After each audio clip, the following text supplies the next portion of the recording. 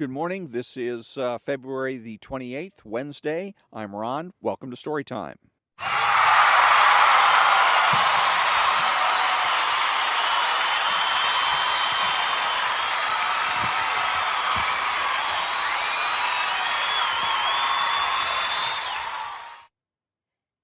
And it's a very chilly California morning, or at least chilly by Southern California standards. It's in the upper 30s at a little after about 7:15 in the morning. Excuse me, quarter to 8 in the morning. And anyways, this is going to be a continuation, part 3 of my rant, so to speak, about the problems of talk radio, right wing talk radio, because there really isn't much in terms of left wing talk radio other than Pacifica radio, which is rather bizarre, but that's a issue for another time. So one of the big issues for me with what talk radio is failing to do or doing wrong is failing to include or even acknowledge philosophy as a science, as an influence in day to day and political affairs, national, international, etc. Almost never do I hear Rush Limbaugh, Sean Hannity, speak of philosophy and philosophical theories. If you listen to their show, you would come to believe that the only thing that really exists as a discipline are history and politics. And it's just not so. I got interested in philosophy by reading Ayn Rand. That's why I've been reading Ayn Rand and in particular the book Philosophy, Who Needs It? And after reading Ayn Rand, then what I started doing, I found a series of books called, the Introducing series. And I started with a book called Introducing Philosophy, and then there was Introducing Ethics and Introducing Aesthetics, and there's a whole bunch of different books that deal with philosophical, political theory and political philosophy, Nazism, fascism, introducing Marxism, etc. So I've read a lot of these books, and it got me really more and more interested in philosophy and what the philosophical issues were, and are. And the nice thing about these books, the Introducing series, which is put out by Icon/Totem, I believe Totem is the name of the publishing company in the United Kingdom, and the American version of it is Icon. And but they're basically illustrated, heavily illustrated, with lots of different. It's like almost like a cartoon or a comic book.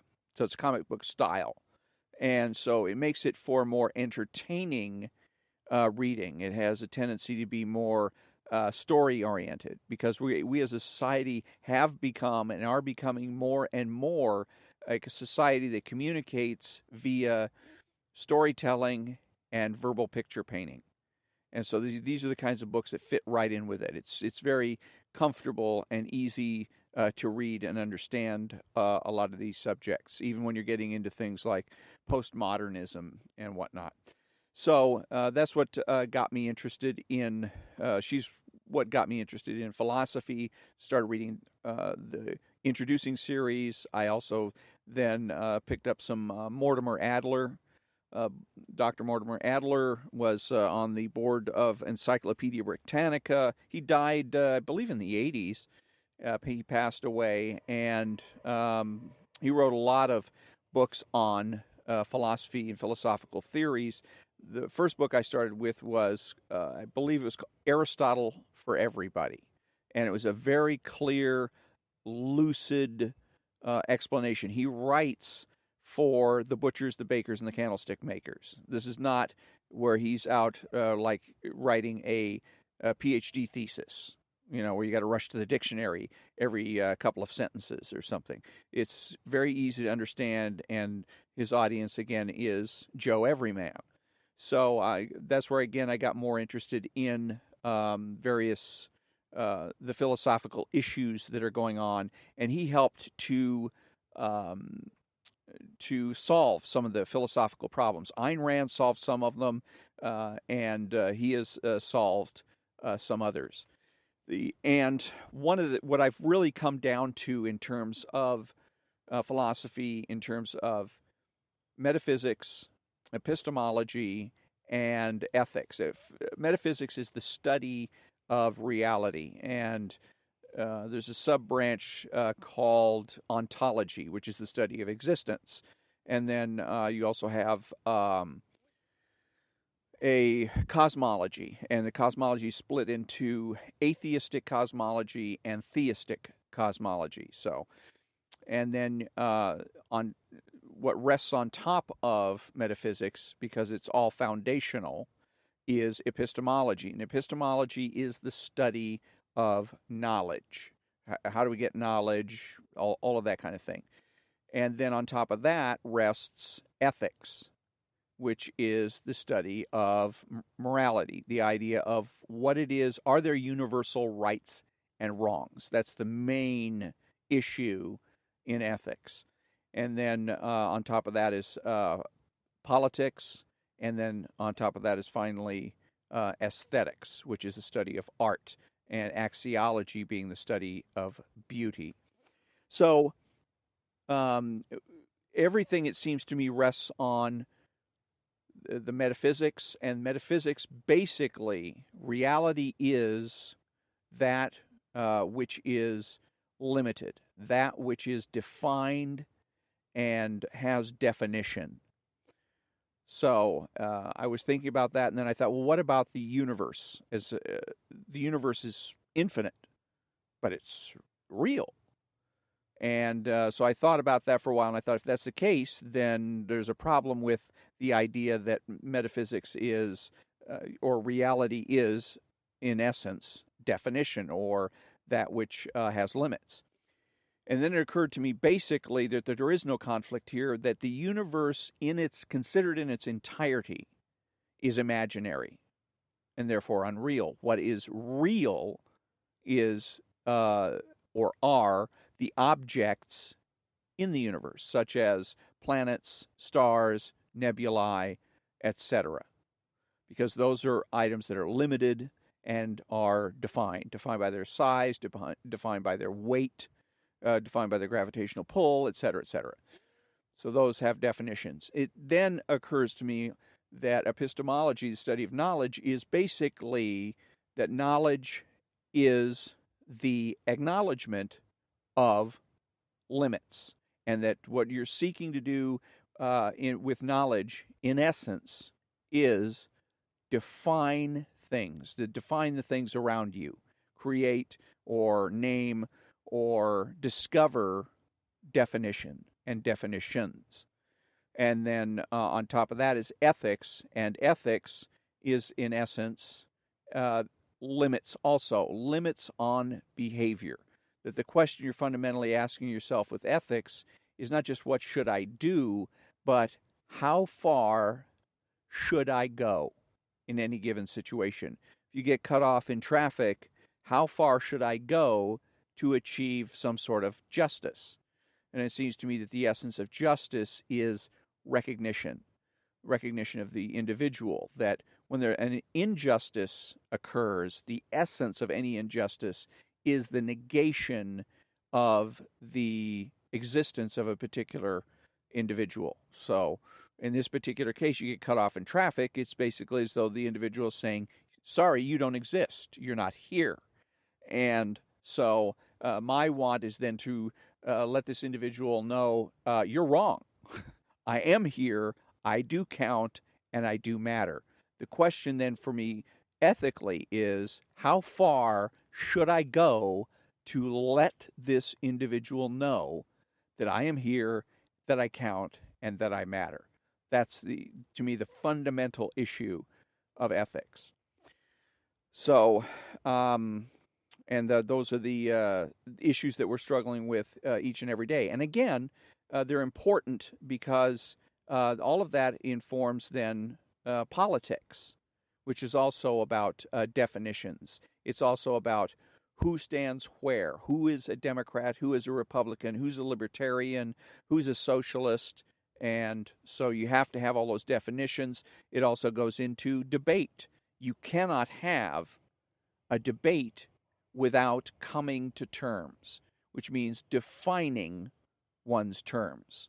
And too often, the Republicans create problems for themselves and for the rest of the country because they engage in debate and allow their opponents to get away with what Ayn Rand referred to as floating abstractions, which is basically a using words without defining them. And what that allows your opponent to do is to shift the meaning of the word at any time, um, for any reason. Usually, if they're losing the argument, then they just simply shift the meaning of the word. So if you get the individual, your opponent, to define their terms up front, they can't do that. It basically, in an overall sense, it puts your conversation, if you are allowing people to proceed without defining their terms, the conversation now becomes, since you're not using definition, it becomes imaginary and unreal. And that's where the left wants conversations to occur. Socialism cannot stand up to the light of day. It cannot stand up to reality. It cannot stand up to epistemology, to ethics. It cannot stand up to logic and reasoning. Okay, the only way you can perpetrate socialism is by ignoring and or destroying all of the former.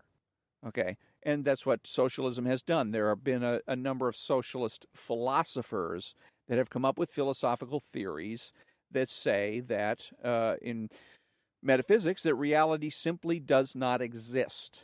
That what is real is what the majority says is real. That's why you have the situation today of a lot of polls and surveys to find out what the majority of people's opinions are. Then there's always the talk, of course, of being being on the right side of history, which again is subject to polls and surveys and whatnot.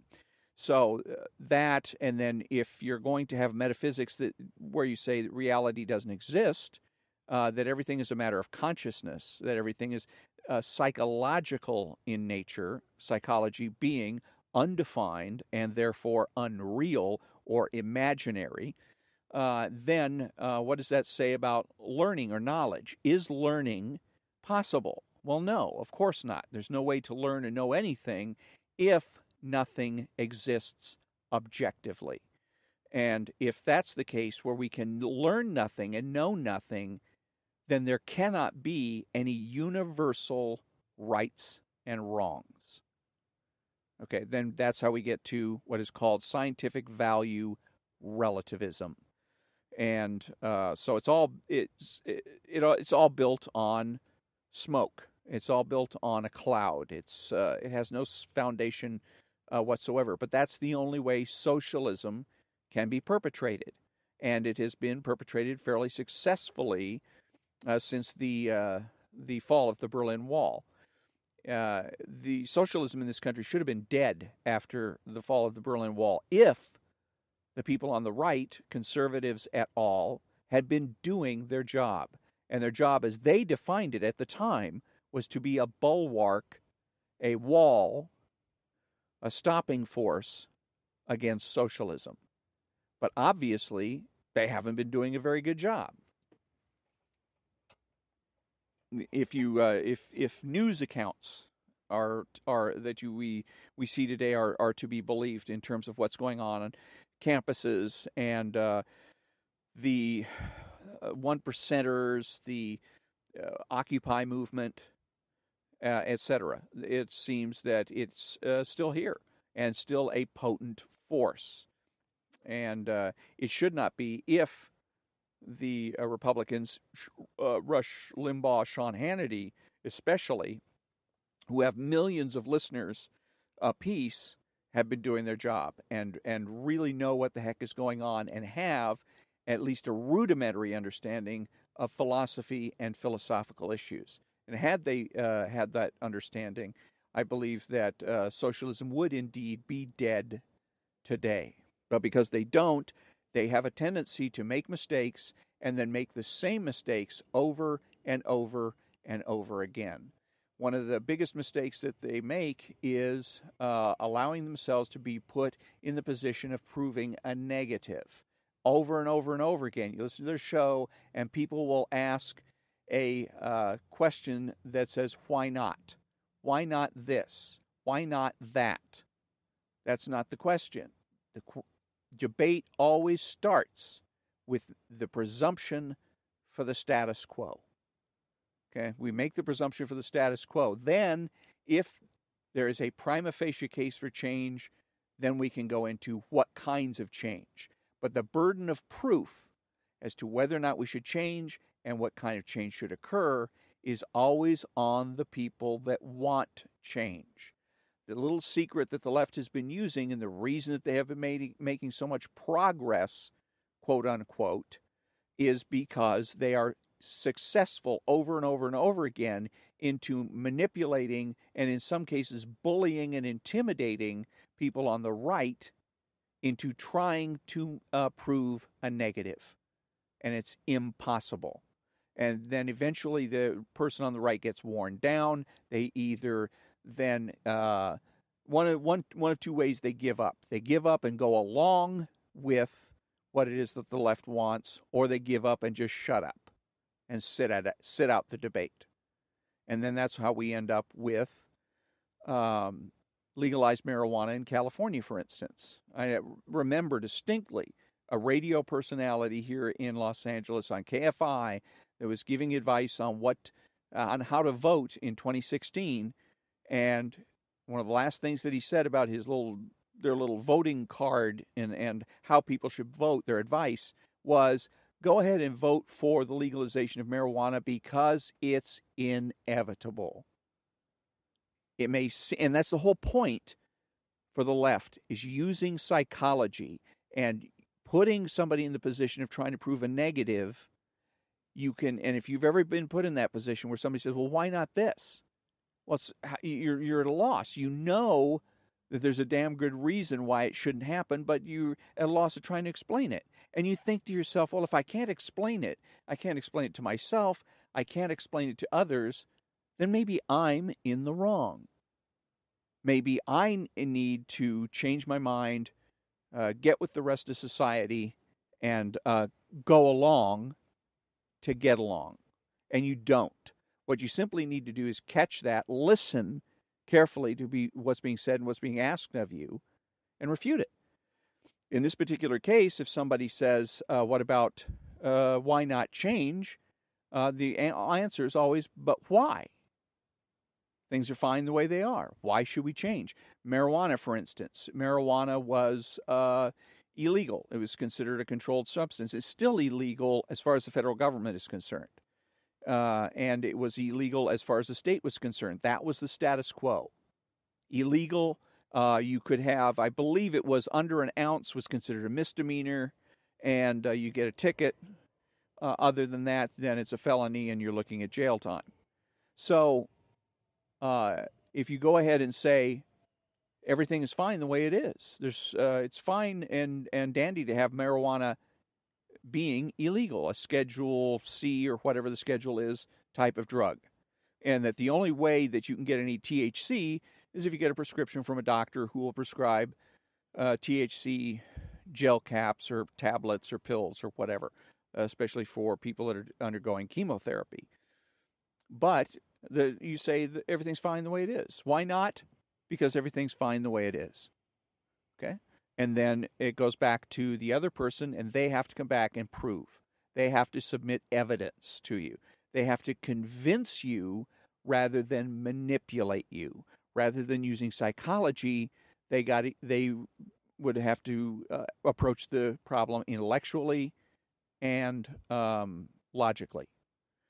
And the thing is, a lot of people on the left, and there's a lot of people on the right that use psychological tools and techniques.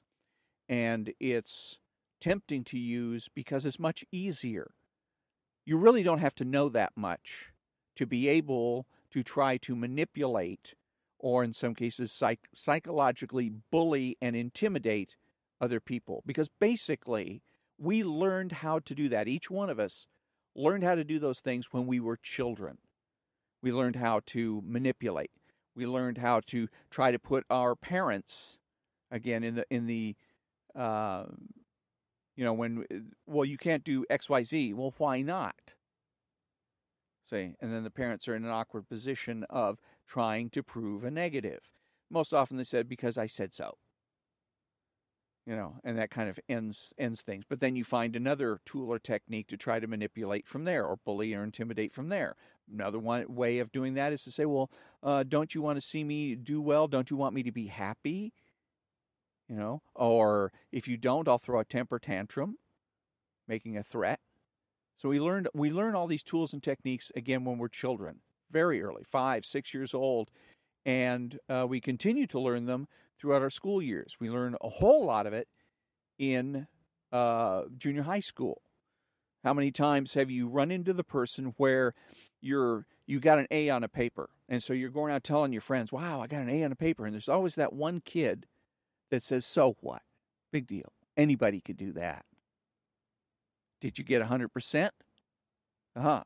So, and what they're doing is discounting your grades, and they're trying to set a new standard for you. And it can be, the first time that you go through it, it's devastating. It's like, because you don't know what to say to this. You've been taught that getting an A is a good thing. Here you're now running to somebody else that says it's nothing. It's not bad, but it's really not much of an achievement at all. Anybody could do it. And so you learn in school not only how to play those games, but you'll eventually learn how to defend yourself from such games. So that's it's important stuff that you have to learn in terms of psychology, and usually because not so much because it's something that you want to use to further your life, but it's a way of learning self-defense skills.